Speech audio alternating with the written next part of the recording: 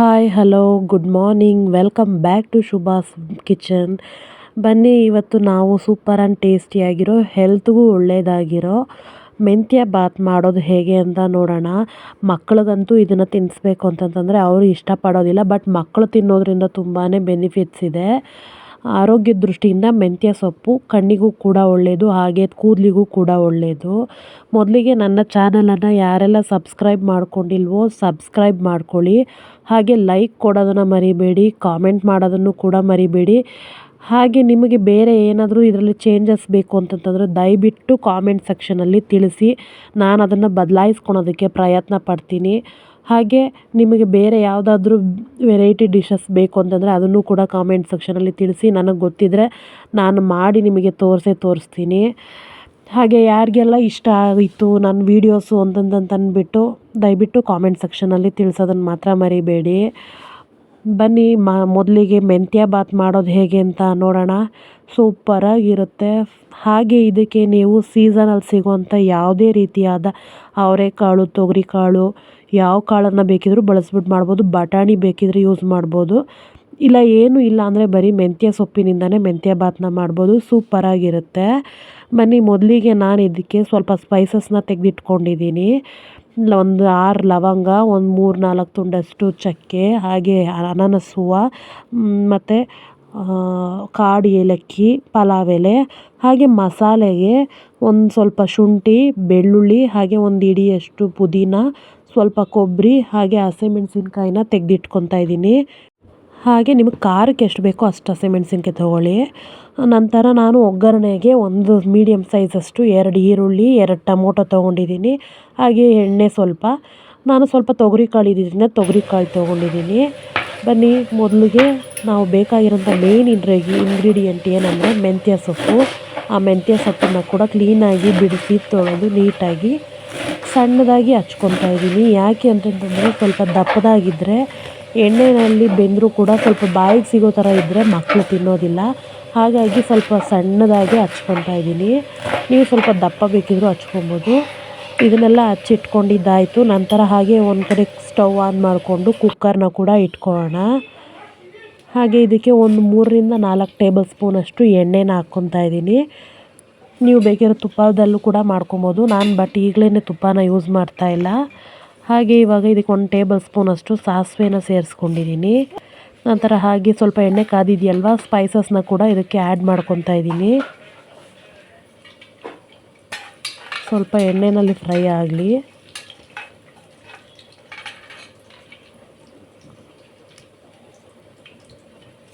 ಸ್ವಲ್ಪ ಎಣ್ಣೆ ಚೆನ್ನಾಗಿ ಕಾದಿದ್ರೆ ಬೇಗನೆ ಫ್ರೈ ಆಗುತ್ತೆ. ನಾನು ಈಗ ತಾನೇ ಎಣ್ಣೆ ಇಟ್ಟಿದ್ದರಿಂದ ಸ್ವಲ್ಪ ಲೇಟ್ ಆಗ್ತಾಯಿದೆ. ಹಾಗೆ ಇವಾಗ ಈರುಳ್ಳಿ ಹಚ್ಚಿಟ್ಕೊಂಡಿದ್ದೀವಲ್ಲ, ಆ ಈರುಳ್ಳಿನೂ ಕೂಡ ಇದಕ್ಕೆ ಸೇರಿಸ್ಕೊಂಡು ಸ್ವಲ್ಪ ಈರುಳ್ಳಿ ಬಣ್ಣ ಚೇಂಜ್ ಆಗೋವರೆಗೂ ನೀಟಾಗಿ ಫ್ರೈ ಮಾಡ್ಕೊತಾ ಹೋಗೋಣ.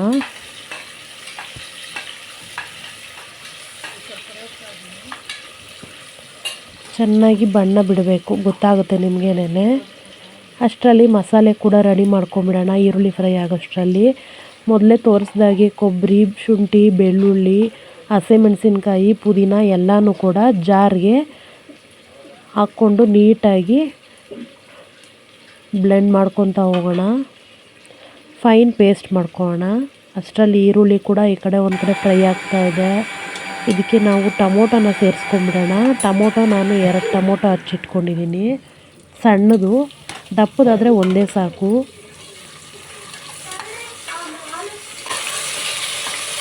ನೀಟಾಗಿ ಇದನ್ನು ಕೂಡ ಮಿಕ್ಸ್ ಮಾಡ್ಕೊಳ್ಳೋಣ.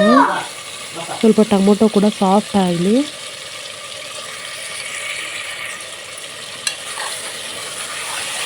ಪುರಿ ಇಟ್ಕೊಂಡಿರಿ ಮೀಡಿಯಮಾಗಿ, ಜಾಸ್ತಿ ನೀಡೋದಕ್ಕೆ ಹೋಗ್ಬೇಡ್ರಿ. ಹಾಗೆ ಇದಕ್ಕೆ ಇವಾಗ ನಾವು ಹಚ್ಚಿಟ್ಕೊಂಡಿರೋ ಮೆಂತ್ಯ ಸೊಪ್ಪನ್ನು ಸೇರಿಸ್ಕೊಳ್ಳೋಣ. ಎಣ್ಣೆನಲ್ಲೇ ಫ್ರೈ ಮಾಡ್ಕೊಳೋದ್ರಿಂದ ಕಸರೆ ಇರೋದಿಲ್ಲ, ಒಂದು ಸ್ವಲ್ಪ ಕಹಿ ಅಂಶ ಬರೋದಿಲ್ಲ ಅಂತಂತಂದ್ಬಿಟ್ಟು ಅಷ್ಟೇನೆ. ಮೆಂತ್ಯ ಸೊಪ್ಪು ನೀಟಾಗಿ ಸಾಫ್ಟ್ ಆಗಬೇಕು, ಆ ರೀತಿ ಎಣ್ಣೆನಲ್ಲೇ ಒಂದು 5 ನಿಮಿಷ ಬೇಯಿಸ್ಕೊಳ್ಳಿ. ಹಾಗೆ ಈಗ ನಾನು ತೊಗರಿಕಾಳು ತೆಗೆದಿಟ್ಕೊಂಡಿದ್ದೆನಲ್ವ, ಆ ತೊಗರಿಕಾಳನ್ನ ಕೂಡ ಇದರ ಜೊತೆಗೆ ಸೇರಿಸ್ಕೊತಾ ಇದ್ದೀನಿ. ನೀವು ಬಟಾಣಿ ಸೇರಿಸ್ಕೊಂಡ್ರೆ ಇನ್ನೂ ಟೇಸ್ಟಿಯಾಗೇ ಇರುತ್ತೆ. ನೀಟಾಗಿ ಇವಾಗ ಇದನ್ನು ಕೂಡ ಫ್ರೈ ಮಾಡ್ಕೊಳ್ಳೋಣ. ನೋಡ್ತಾ ಇರ್ಬೋದು ಮೆಂತ್ಯ ಸೊಪ್ಪು ಆಲ್ರೆಡಿ ಸಾಫ್ಟ್ ಆಗಿದೆ. ಇದಕ್ಕೆ ಇವಾಗ ರುಚಿಗೆ ತಕ್ಕಷ್ಟು ಉಪ್ಪನ್ನ ಕೂಡ ಸೇರಿಸ್ಕೊತಾ ಇದ್ದೀನಿ, ಕಾಳಿಗೆಲ್ಲ ಹಿಡಿಬೇಕಲ್ವ, ಹಾಗಾಗಿ. ಕಾಳು ಕೂಡ ಒಂದು ಕಾಲು ಭಾಗದಷ್ಟು ಬೆಂದಿದೆ, ಇಲ್ಲ ಹಸಿದಲ್ವಾ, ಹಾಗಾಗಿ ಒಂದು ಅರ್ಧ ಭಾಗದಷ್ಟೇ ಬೆಂದಿದೆ ಅಂತಲೇ ಹೇಳ್ಬೋದು.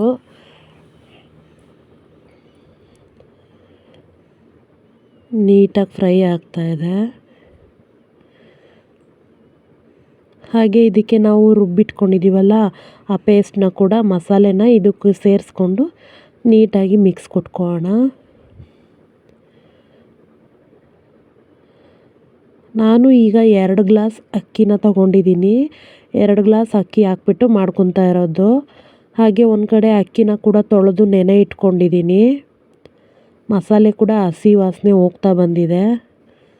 ಈಗ ಇದಕ್ಕೆ ಅಕ್ಕಿನ ಸೇರಿಸ್ಕೊಂಬಿಡೋಣ.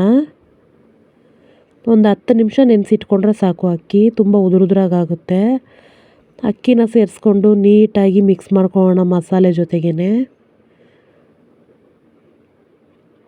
ನೀಟಾಗಿ ಎಲ್ಲ ಮಿಕ್ಸ್ ಕೊಟ್ಟ ನಂತರ ನಾನು ಇದಕ್ಕೆ ನೀರು ಆಲ್ರೆಡಿ ಬಿಸಿನೀರು ಕಾಯಿಸಿಟ್ಕೊಂಡಿದ್ದೀನಿ.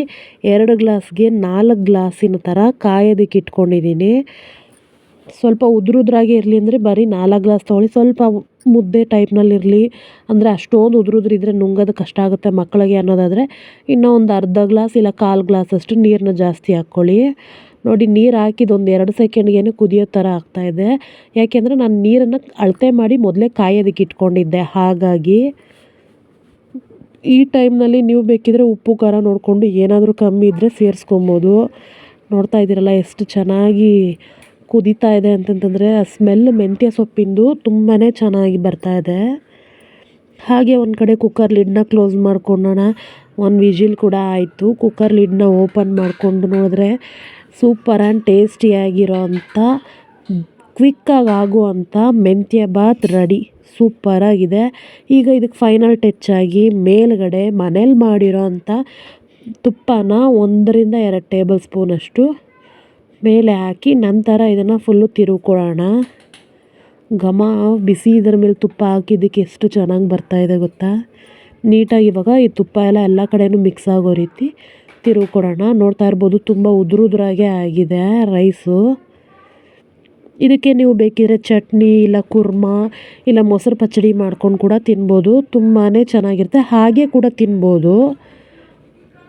ಬಟ್ ಚಟ್ನಿ ಅಂತ ನಾನು ಒಳ್ಳೆ ಕಾಂಬಿನೇಷನ್ ಅಂತಲೇ ಹೇಳ್ತೀನಿ. ಯಾಕೆಂದರೆ ಚಟ್ನಿ ಜೊತೆಗೆ ಮೆಂತ್ಯ ಬಾತ್ ಸೂಪರಾಗಿರುತ್ತೆ. ನೋಡ್ತಾ ಇದ್ದೀರಲ್ಲ, ಸೂಪರ್ ಆ್ಯಂಡ್ ಟೇಸ್ಟಿಯಾಗಿರೋ ಮೆಂತ್ಯ ಬಾತ್ ರೆಡಿ ಆಯಿತು. ಈಗ ಪ್ಲೇಟ್ಗೆ ಸರ್ವ್ ಮಾಡಿಕೊಂಡು ಬಿಸಿ ಬಿಸಿ ತಿಂತಾಯಿದ್ರೆ ಆಹಾ ಸೂಪರಾಗಿದೆ ಫ್ರೆಂಡ್ಸ್. ಈ ವಿಡಿಯೋ ಯಾರಿಗೆಲ್ಲ ಇಷ್ಟ ಆಯಿತು ದಯವಿಟ್ಟು ಕಾಮೆಂಟ್ ಸೆಕ್ಷನಲ್ಲಿ ತಿಳಿಸಿ. ಹಾಗೆ ಹೊಸ ಯೂಟ್ಯೂಬರ್ಸ್ನ ದಯವಿಟ್ಟು ಪ್ರೋತ್ಸಾಹ ಕೊಟ್ಟು ಮುಂದೆ ಬರೋ ಹಾಗೆ ಹೆಲ್ಪ್ ಮಾಡಿ.